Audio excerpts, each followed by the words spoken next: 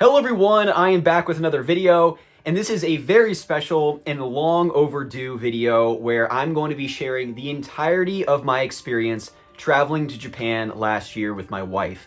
We were there for 2 full weeks. We visited Tokyo, Kyoto, Osaka, and a number of other cities, so all of that will be captured over the course of these next few videos. Now, I split this into 3 parts because there really is just so much about our experience traveling there that I wanted not only capture while we were there, but also share with friends and family, and of course here on my YouTube channel when we got back. So the first 2 videos are really going to be focused more on the cities we visited, the things we did, the food that we ate, and a lot of the people that we met along the way.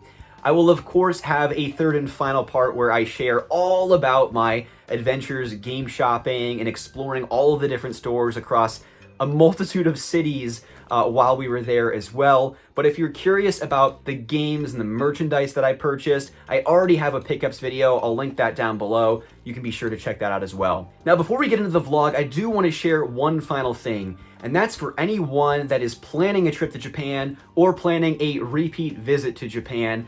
I've posted a link down below to our itinerary. So all the places that we visited each day, the things that we did, all of that is outlined in that itinerary. But if you have any questions at all about where we went, how we got there, whatever it might be, please leave a comment below. I'd love to help you plan for your trip to Japan because it was truly the most amazing experience of my life. And hopefully you see just a little bit of that over the course of these next few videos. But without further ado, let's go ahead and jump right into my vlog experience traveling to Japan last year in 2023.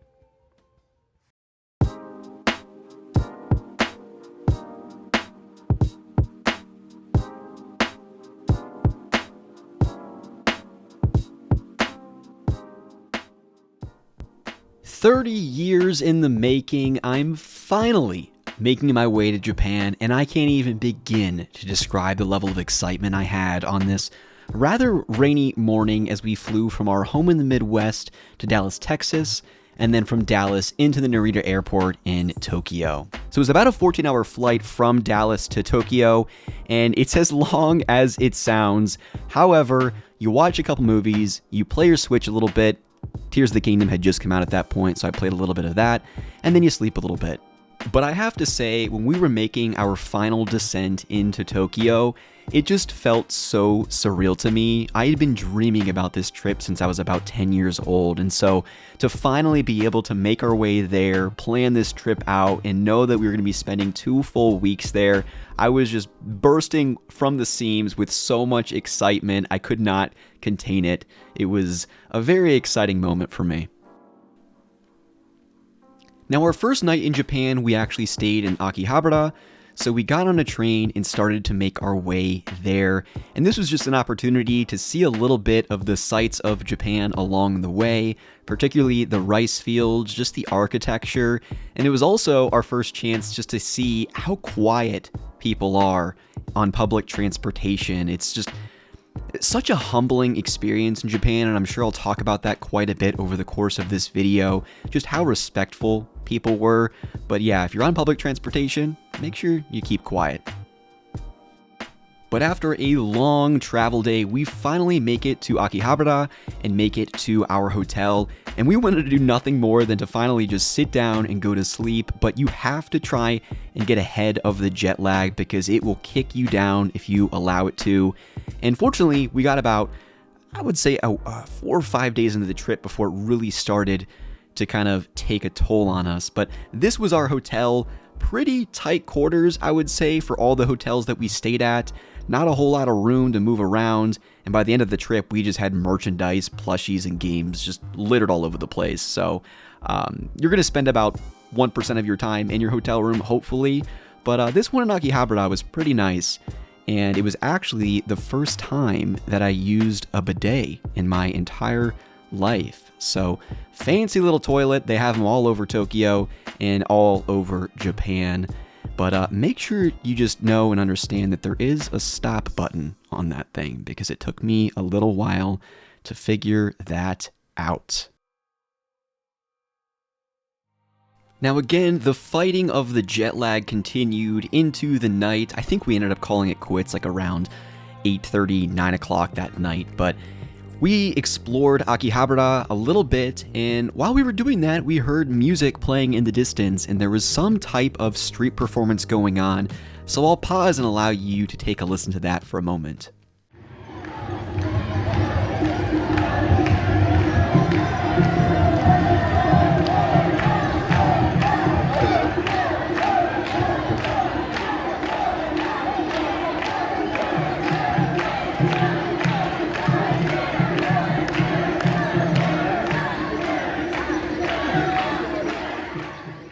Yeah, so really cool stuff, but we of course had to go into a couple of the shops, do some game shopping, merchandise shopping.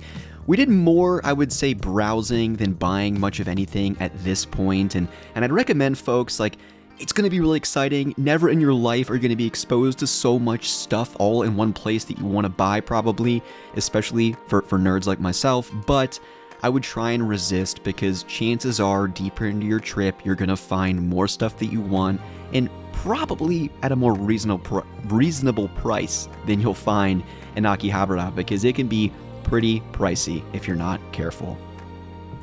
Now before calling it a night, we of course had to get some food, and I wanted ramen. I had heard all about these vending machines where you actually order your ramen, and it is as amazing as it sounds. You basically order it at the machine, you click which ingredients you want, it spits out a few tickets, you take it to the chef, he prepares it, and then you get a nice giant bowl of ramen for literally next to nothing. I think the ramen I got, the Asahi, it was like less than $10, and it was delicious. And then we made our way to a 7-Eleven where we picked up some snacks to take along with us for the remainder of the trip.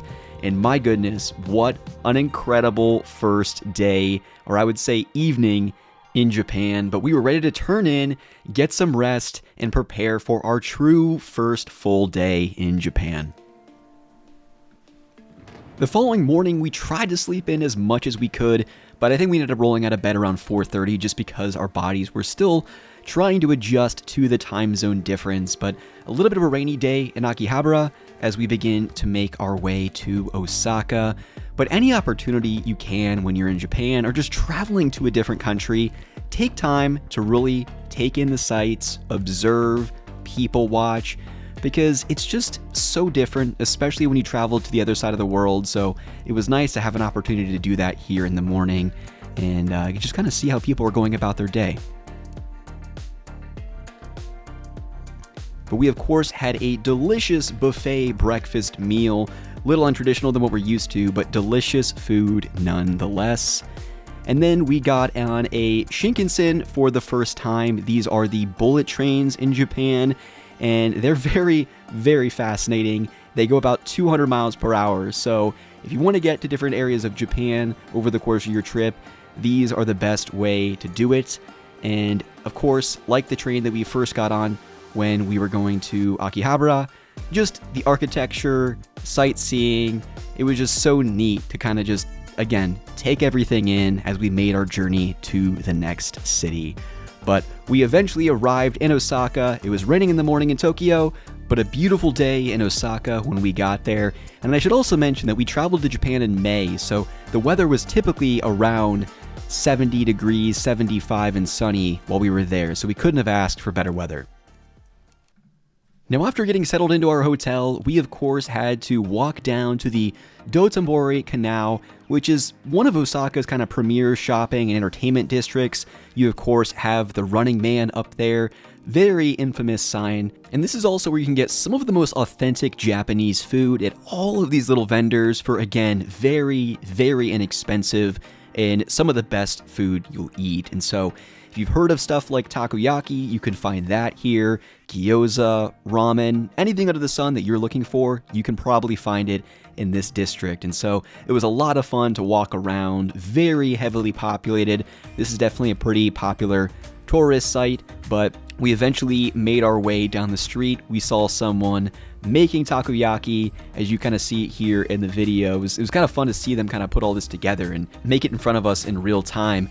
But it's kind of a ball-shaped snack made of wheat flour-based batter, and kind of cooked in the center is squid, actually. So they're kind of like little squid balls, and they are delicious. But we definitely had to get a snack because we walked around 20 to 25,000 steps a day while we were in Japan. So even if you're eating every couple of hours, I mean, it's almost essential just because, again, you are doing a tremendous amount of walking. But we eventually made our way down the street a little bit and saw a little gyoza shop, and we ended up going in there. And again, I cannot highlight enough just how inexpensive all of this food was.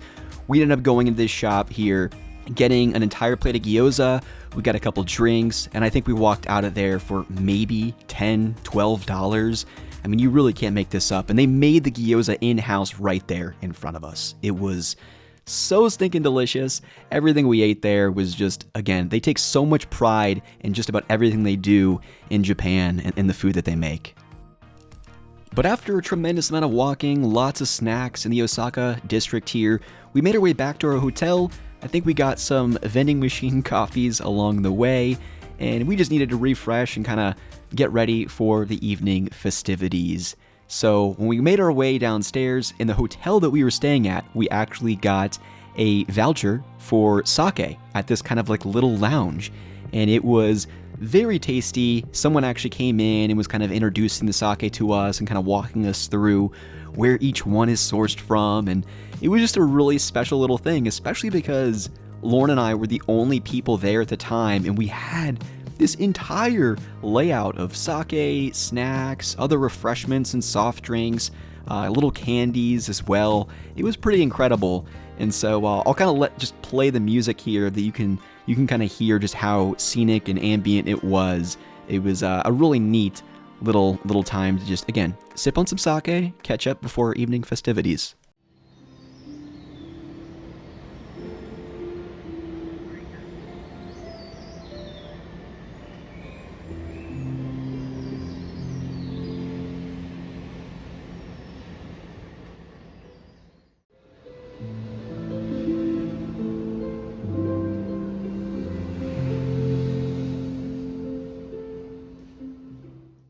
Now, speaking of evening festivities, this is when things got really exciting for our trip.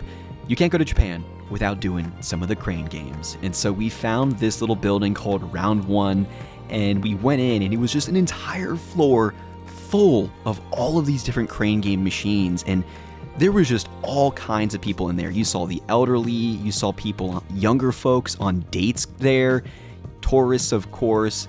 But Lauren and I were kind of just bouncing around, doing all the different crane games, and it is very easy to spend a ton of money here, but it's so addicting, it's so fun, and they have all kinds of great little plushies there. There were cans of Pringles in these machines that you could win. I mean, it was so wild, some of the prizes that they had on display in these machines, but we caught a couple of our winnings on camera, so I'll go ahead and let you see those here now.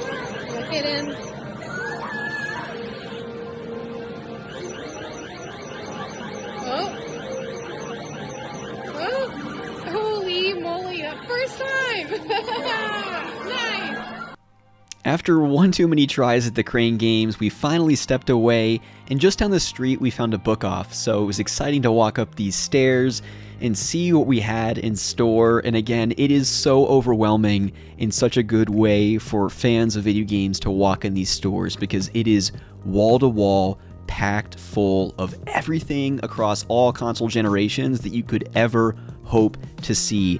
Complete in-box Super Nintendo games, complete in-box Game Boy, Game Boy Color, PlayStation 1 and 2 RPGs, and they are absurdly cheap. I mean, I was picking up Chrono Trigger on the Super Famicom in the box for $15. PS1 and PS2 RPGs were $5, $8. Like anything Final Fantasy, Dragon Quest related, it was next to nothing. It was shocking. I mean, it was definitely a bit of a culture shock for someone like myself that you just don't see those types of prices here in the States. And then even the manga sections, I mean, they had rows and rows of manga. Some of them were $1 a piece. It was unbelievable. They also had so many collector's edition boxes for like the Vita and PSP that were also super cheap. But it was getting pretty late at night, so we stepped away from Book Off after picking up a few things and made our way back to our hotel. Needed to get some rest because we had a long day ahead of us the following morning. And when we woke up, we could not have asked for a better day. Picture perfect skies, no rain in sight, as we were getting ready to make our way to Kyoto. But before we did that, we needed to get some breakfast, and no better place to go than McDonald's, which was right next door to our hotel, thankfully. And McDonald's in Japan, a little bit different than the McDonald's in the United States. You can still get coffee, you can still get breakfast sandwiches, but many of their sandwiches are made a little bit differently than you'd see here in the States. And they also had a lot of merchandise and advertising for One Piece, with Luffy there on that little advertisement. And so I got a little sandwich. It was fried chicken, and my goodness, look at that bun. Looks like it's fresh right from a bakery. It was all very tasty. But then we headed to the train station very early in the morning, so not a whole lot of people around, as you can see here. But we wanted to make sure that we got to where we were going before a lot of people ended up making it there as well. And as you see here in the station, this is a Shinkansen making its way into the station. Unlike earlier in the video, I said that a Shinkansen was arriving. That was actually a local train. I'm sure somebody already corrected me in the comments, but these things come in really dang fast. And again, as I said earlier, they go 200 miles per hour. But we made our way to Kyoto, and when we arrived, again, picture perfect weather. So beautiful. And up ahead was the Fushimi Inari Shrine, where they have a giant torii gate and two dense rows of torii gates that you can walk through that we'll show you here shortly as well. And as far as I know, this is one of the largest shrines in Kyoto, if not the largest. So beautiful as we walked kind of under this torii gate. Very few people around, so it was really nice to kind of just take in all of this without a lot of foot traffic, people pushing you, a lot of noise. It was just incredibly peaceful, especially when you saw folks kind of paying their respect, praying, just going about their day. I mean, you saw certain people in business suits walking through, stopping at some of these shrines, praying, and then I have to imagine going to work. And so seeing all that in real time while me, a tourist here, just walking through and just trying to take this all in, snapping a ton of photographs, but this is a lot of there every single day. And so that was pretty neat. It's just, again, really cool to take a lot of this in. But as we get deeper in the video here, I do want to pause and just allow you, no music, no commentating, just take it in as we walk through a lot of the torii gates that this particular shrine is famously known for. But before we get there, you can see this person is doing very deep bows of respect as they also are kind of going about their prayer practice, which I thought was, again, just so cool to see.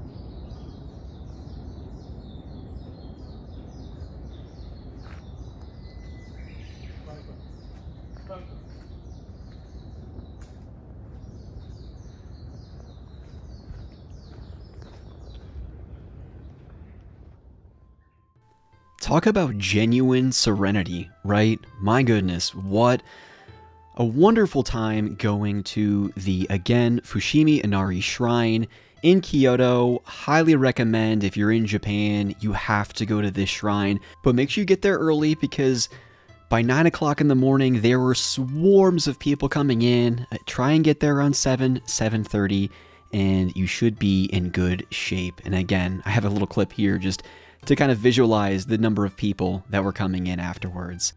But on our way out, we saw some street vendors, so we stopped to see what looked good, and we saw some Wagyu steak on a stick here, which was delicious. A little expensive, but it was definitely worth the price. So we stopped for a second to kind of catch our breath, kind of figure out what we wanted to do for the rest of the day, because we didn't really have a plan. So it was kind of like, all right, it's 9 o'clock in the morning. What are we going to do with the rest of our day? Let's start with some steak and some peach soda, and then we'll figure it out from there.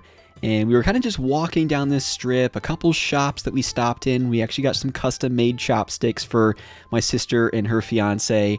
And then we just saw this kind of Riverwalk area. No one was walking down that path. And so we walked about a quarter mile down the way, and we stopped on this bridge and just kind of sat there for a little while. And this was one of the first moments of the entire trip where it started to hit me that, like, we're here, we're in Japan, we're experiencing this, we're living this moment, and really carrying out this dream that I've had ever since I was a kid. And again, I can't emphasize enough, when you're on these types of trips, take a moment to pause, reflect, and just be appreciative of what you're doing and where you're at. While we were sitting on that bridge, we were researching fun things to do in Kyoto, and we learned that there was a botanical garden not a mile and a half from us. So we immediately started to make our way there because my wife is a very avid gardener. But in an effort to kind of take you along that journey walking there with us, I'm going to remove all music and not kind of commentate on this next 30 to 40 seconds of audio.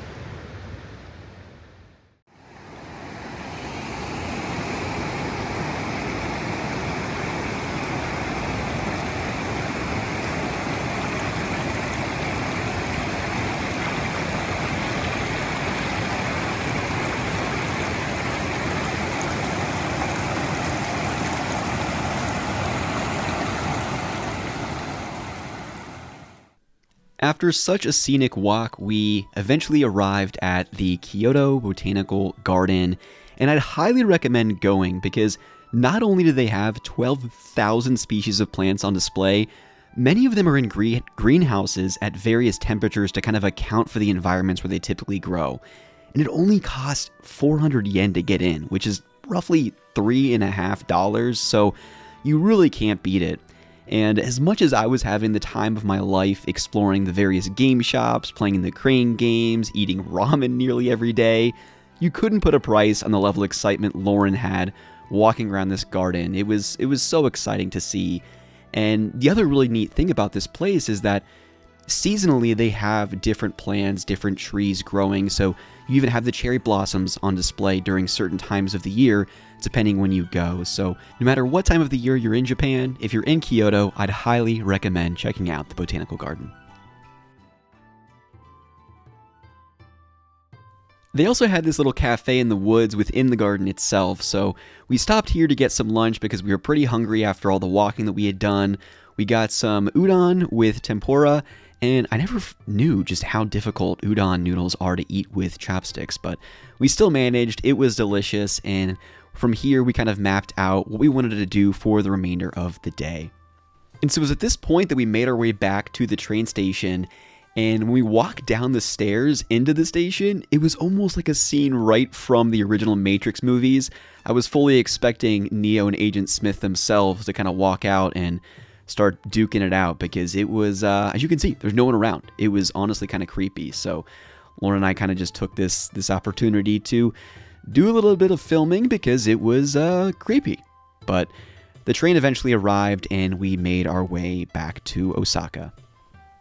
That evening, we kind of stumbled upon this restaurant where, after being taken to your table, you're kind of instructed to take off your shoes and you sit on like these little benches. And they brought out this edamame, we ordered drinks, and we were using a translator on our phone to kind of figure out on the menu what looked good and what we wanted to order. And the first time we were there, we actually ordered, kind of accidentally, chicken gizzards. Probably not something I'd order again, but not an experience I regret. I'll just say that. It's definitely a little crispy and a little chewy, I'd say. But what was so interesting about this place is that you could actually smoke there. And while I don't smoke myself, I really hate the smell of it. In this space, I kind of loved it. Not for the smell itself, but because this is their culture. We were in their space, we weren't in our own. So seeing groups of men coming in after work, smoking cigarettes, younger folks on dates, everyone was talking and just so in the moment. Nobody was just endlessly scrolling on their phones. People were laughing hysterically. It was just another favorite experience of ours that really kind of, again, just took us to this other world that just felt so foreign, but also just so uniquely comfortable. It's tough to describe, but we really just loved that place. We went there 2 or 3 nights in a row. But after that, we didn't quite get enough food for us to kind of settle our stomachs after all the walking throughout the day. So we found another ramen restaurant that we would end up frequenting and going at least 5 times over the 2 weeks that we were there.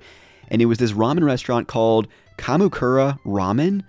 The biggest bowl of ramen we could find in Japan. Definitely the biggest bowl of ramen I've ever had in my life.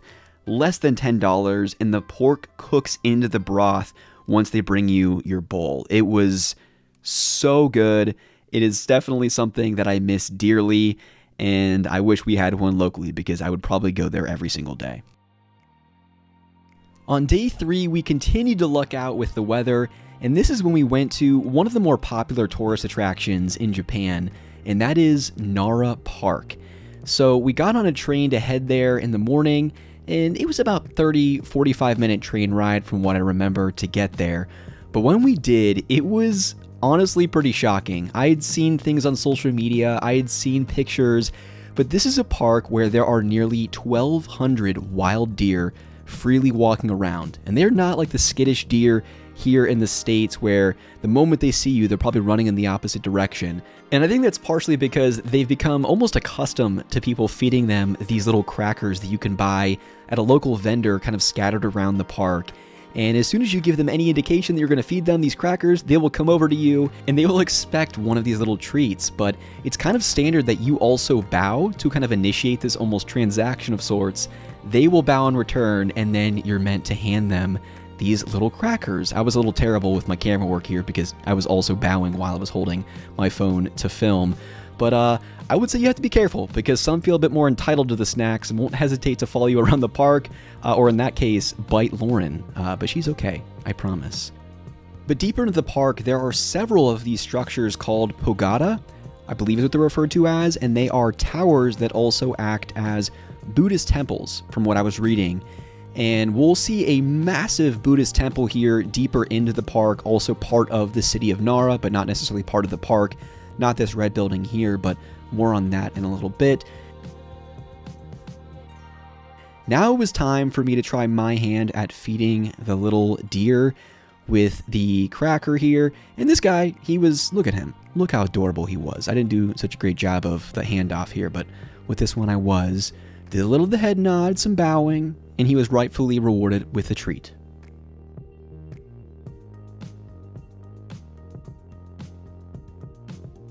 We continued to explore the rest of the park and were completely blown away, especially these more forested areas that were just absolutely gorgeous. We sat on a park bench and actually FaceTimed my brother-in-law while we were here, and it was just so nice to take in kind of that scenic background and just hear the sounds of nature. It was so beautiful. Now this little guy was my favorite. He was my buddy. Not a care in the world, just living his best life. You can't blame him. You also can't blame all of his friends, just hanging out in the sun, catching some rays, taking it easy. I mean, I still can't get over just how shocking it was to see all these deer not moving around, not bothered by the people. I even took an opportunity to take some selfies with this little guy. Didn't care. Really just wasn't bothered at all by me being there. And I didn't pet any of them. I wanted to be respectful in that sense, but what a unique experience Nara Park was. I highly recommend people. Yes, it's the more tourist thing to do. It can be very heavily populated at times, so make sure you plan accordingly when you're going to go. Try and get there early before a lot of the foot traffic, but it's definitely something I would recommend doing when you're in Japan, because when else are you going to be able to freely walk up to a deer and take selfies? Shortly after Nara Park proper, we made our way to the Todai-ji temple, which is not only captured here on this signpost. There were several different temples that we could have visited, but the Todai-ji temple is a massive, massive structure, a massive Buddhist temple, and so first we had to walk under this giant structure, which was so neat. But here in this shot, you'll be able to see the Todai-ji Buddhist temple again, massive. This video does not do it justice.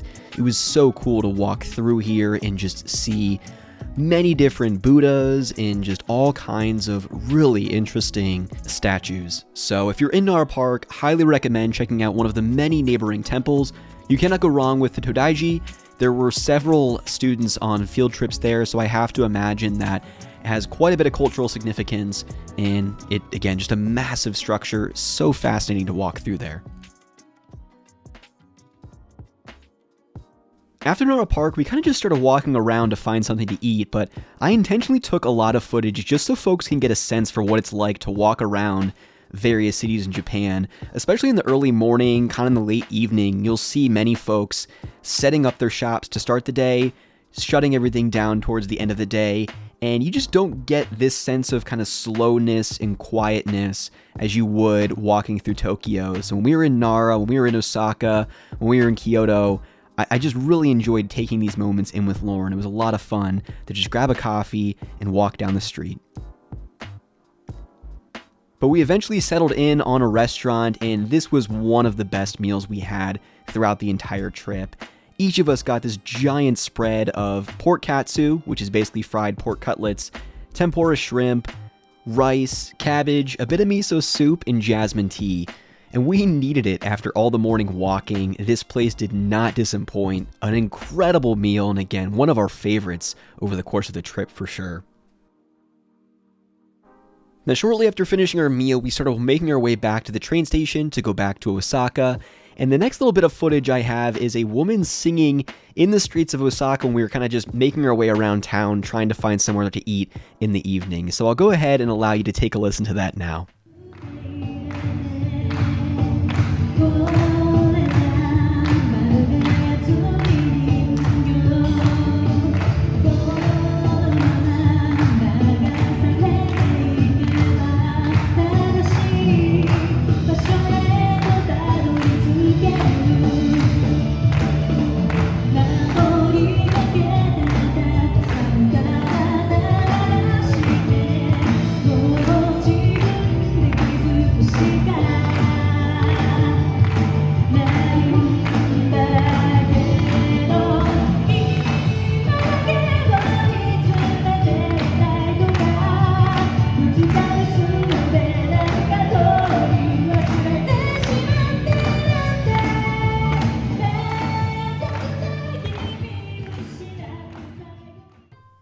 Anytime we saw someone singing or playing an instrument, we always stopped and listened, as did the majority of other people walking by. But the following day, the weather was still in our favor, and we were beginning to slow down a bit as jet lag was just kicking our butt. We still pressed on though, and this is when, on the fourth day, we made our way to Osaka Castle. As we started to walk up, you can see the main keep is surrounded by a series of moats that hundreds of years ago actually acted as kind of defensive fortifications for any oncoming enemies.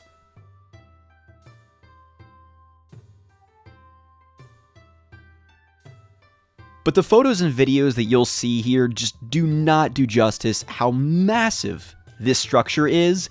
And as Lauren's walking up to the building itself, she's not probably the best use of scale here for this, but she's hardly the size of one of those blocks holding up the structure. It was unbelievable just how massive this building was.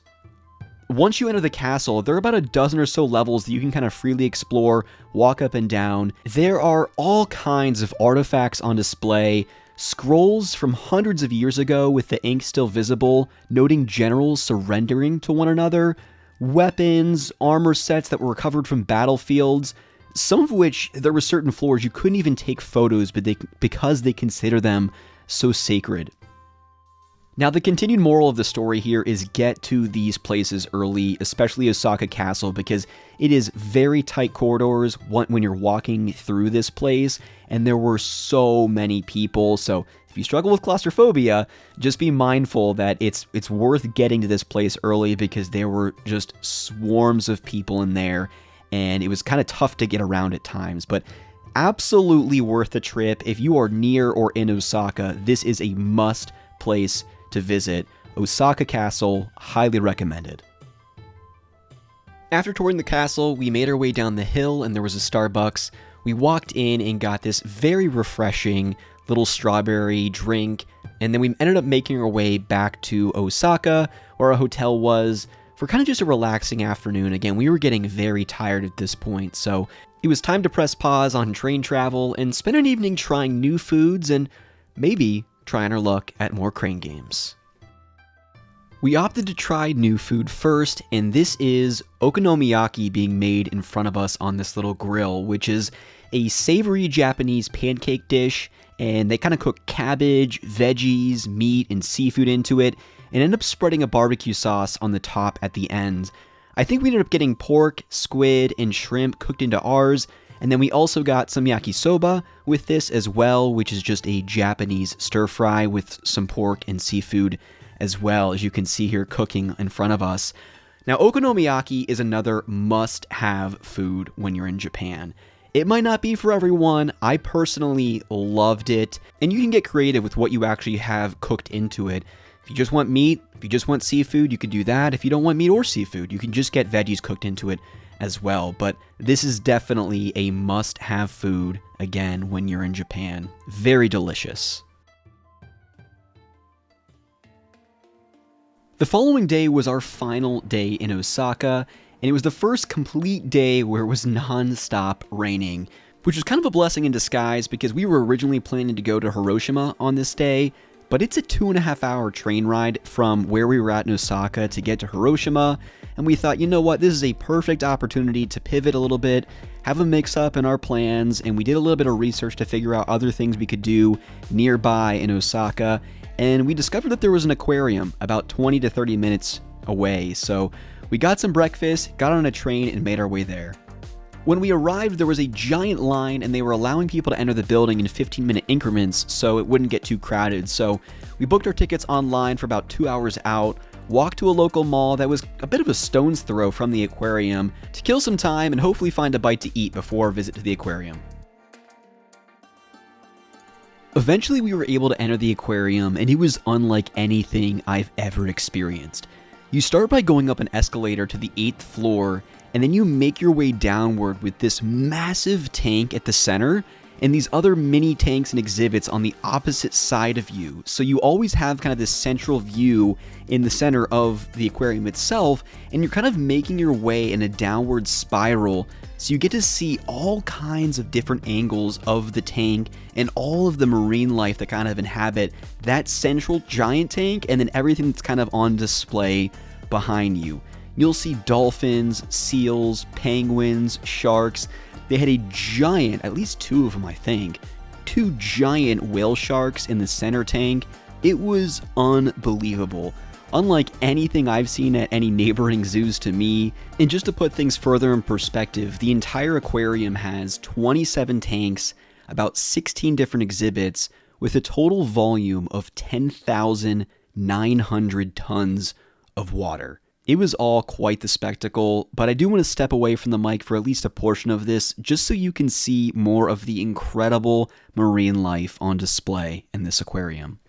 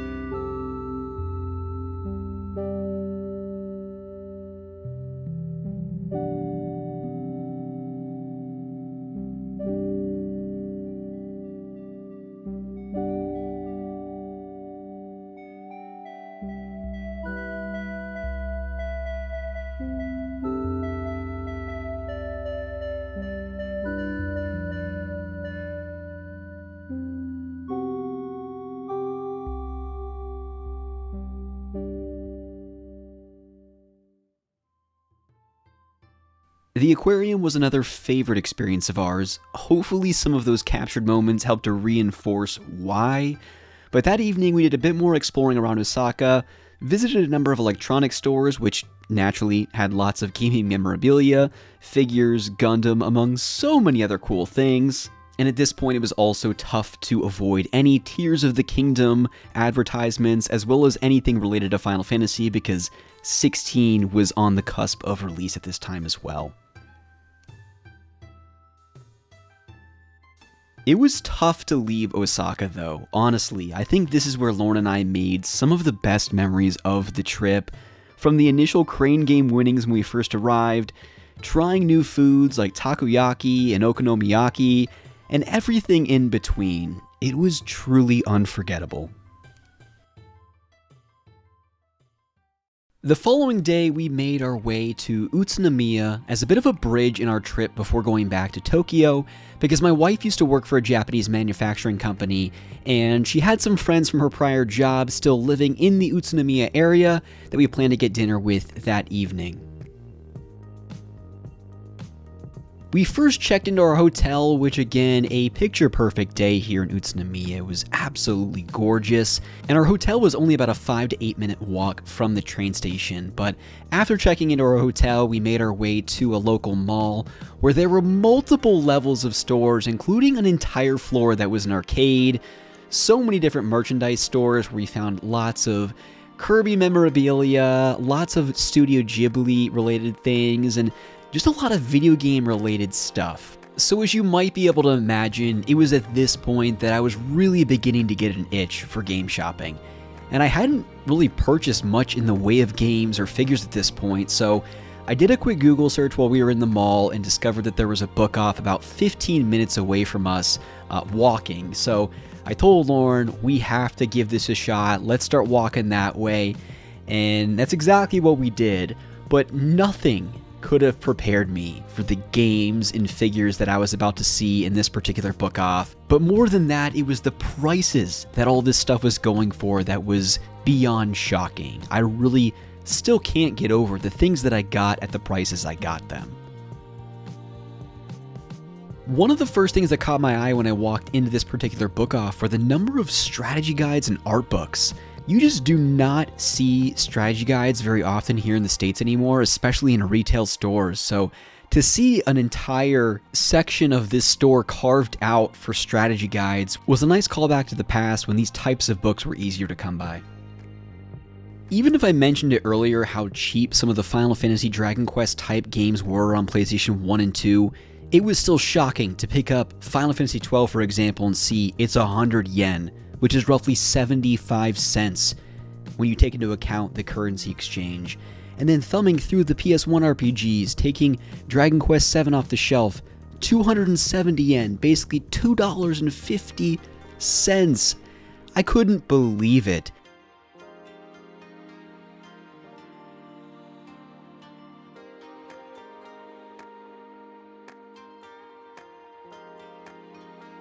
But my jaw especially hit the floor when I saw these complete in-box N64 games, many of which were going for less than $10 a piece.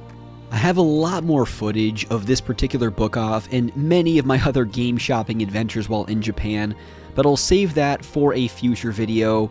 The only thing I'll really call out here is do not allow the hype and excitement get the best of you when in Tokyo, Akihabara, because chances are you're going to pay a lot more than you need to.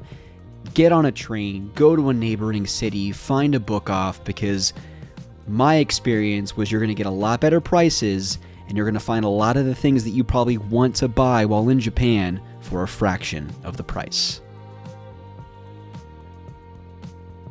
On our way to dinner that evening, we saw this interesting sign with all kinds of popular cartoon characters holding hands. Not really sure what it was about, but naturally I had to take a video of it because I thought it was really cool. But dinner was fantastic, and it was such a nice time getting to see and meet some of Lauren's old coworkers from her prior job over an incredible meal to close out this first week in Japan. But as we come to a close in this first part, there is one final video I'm going to show at the tail end, so please stick around. I first just want to thank you for watching, especially if you're still watching this deep into the video. These 2 weeks with Lauren were some of the best of my entire life, and we wanted to share that experience with others, especially our family and friends. So I hope this video has inspired you to also want to visit Japan someday, and when you go, hopefully a few ideas for when you visit. But we still have a full week in Tokyo to go through in part 2 with tons of fun adventures to share, so please look forward to that, though it might take me some time to finish editing, so your patience is very much appreciated ahead of time. But until then, I will leave you with a fantastic musical performance from this group of 2 people we saw outside of the Utsunomiya Mall. Thank you again so much for watching. Arigato gozaimasu.